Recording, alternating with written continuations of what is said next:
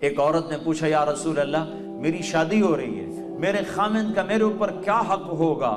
تو آپ نے فرمایا تیرے خامند کے جسم پہ پھوڑے پڑ جائیں، پھوڑے نکل آئیں اور پھوڑوں میں پیپ پڑ جائے اور تو زبان سے چاٹ چاٹ کے اس کے زخم صاف کرے تو بھی تو نے خامند کا حق ادا نہیں کیا۔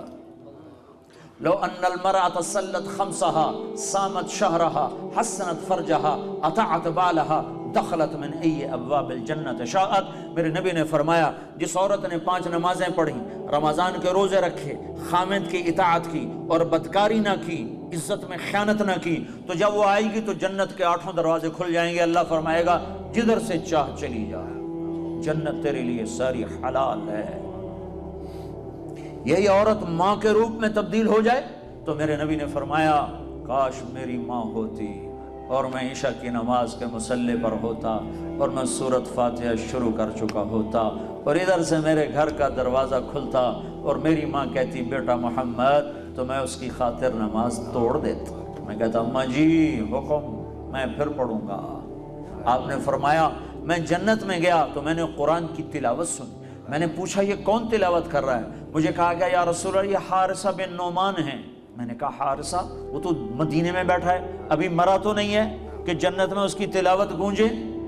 تو ان فرشتوں نے کہا یا رسول اللہ ماں کی ایسی خدمت کی ہے کہ اللہ نے خوش ہو کر حکم دیا ہے حارثہ جب قرآن پڑھے ساری جنت کو سناؤ۔ کذالکم البر کذالکم البر۔ میرے نبی نے کہا ماں باپ کی خدمت یہی ہوتی ہے، یہی ہوتی۔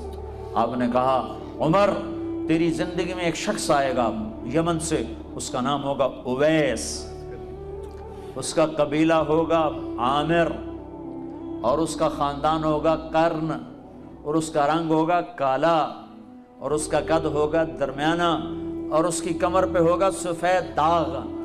جب وہ آئے تو اس سے دعا کروانا عمر تو عمر، میرے بعد کوئی نبی ہوتا تو عمر ہوتا، اور نبی کے دائیں طرف عمر کی قبر ہے، بائیں طرف یہ نقشہ ہے قبروں کا ایک قول کے مطابق کہ درمیان میں اللہ کے رسول ہیں، سیدھے ہاتھ ابو بکر الٹے ہاتھ عمر، اور ایک قول یہ ہے یہ اللہ کے رسول، یہ ابو بکر اور یہ عمر، اس طرح کر کے، اور ایک قول یہ ہے، ایک قول یہ ہے اس طرح۔ یہ میرے نبی کی قبر، پاؤں کے ساتھ ابو بکر کا سر، پھر ابو بکر کے سر کے ساتھ پاؤں کے ساتھ عمر کا سر، یوں 3 قبریں ہیں، یا یہ ہے۔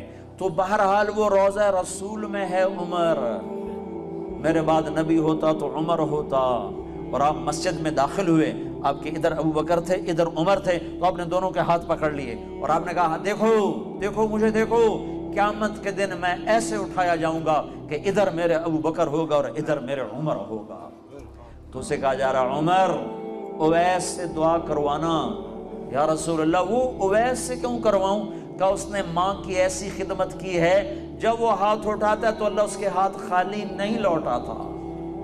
تمہاری مائیں ذلیل ہوتی پھرتی ہیں اور تم یہاں جانتے بھی نہیں ماں ہوتی کیا ہے، یہاں تو سب کراؤن جانتے ہیں، کراؤن۔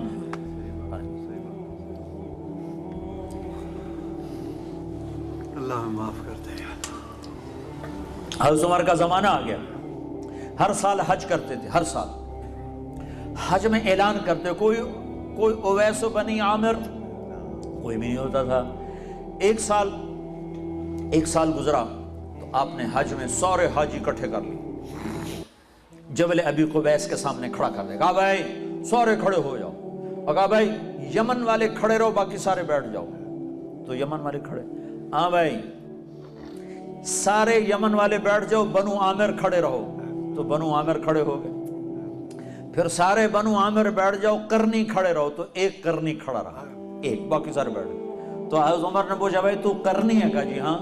کہا تو اویس کو جانتا؟ جی جانتا، میرا سگا بھتیجا ہے، میرے سگے بھائی کا بیٹا، پر وہ تو پاگل سا ہے، آپ اس کا کیوں پوچھ رہے ہیں؟ تو حضرت عمر رونے لگے، کہنے کہ پاگل وہ نہیں تو ہے، یہ بتا وہ حج میں آیا ہے؟ کہا جی آیا ہے، کدھر ہے؟ کہا جی وہ اس وقت اونٹ چرانے جاتا ہے عرفات کی طرف۔ تو آپ نے حضرت علی کو ساتھ لیا اور دوڑ لگائی، گئے تو اویس کرنی ایک درخت کے نیچے نماز پڑھ رہے اور اونٹ ان کے چاروں طرف چل رہے، تو یہ دونوں حضرات آ کے بیٹھ گئے۔ انہوں نے دیکھا کچھ لوگ آ گئے تو انہوں نے نماز مختصر کر دی، تو انہوں نے پوچھا، حضرت عمر نے پوچھا بھائی کون ہو؟ کہا جی مزدور ہوں۔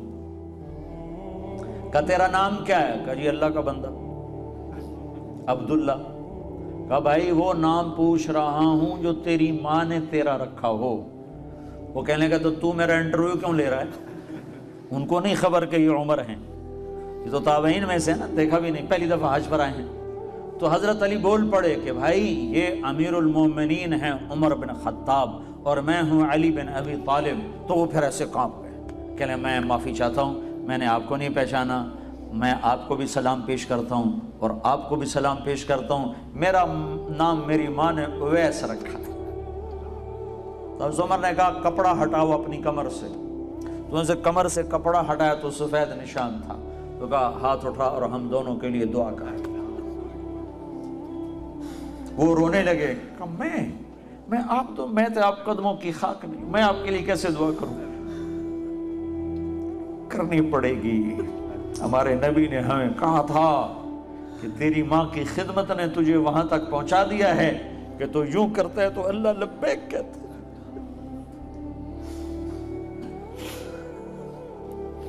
صرف نماز روزے کا نام اسلام نہیں ہے، اور بھی دکھ ہیں زمانے میں محبت کے سوا، راحتیں اور بھی ہیں وصل کی راحت کے سوا۔ اخلاق کا بہت بڑا باب ہے جس کو امت نے بھلا کے رکھ دیا۔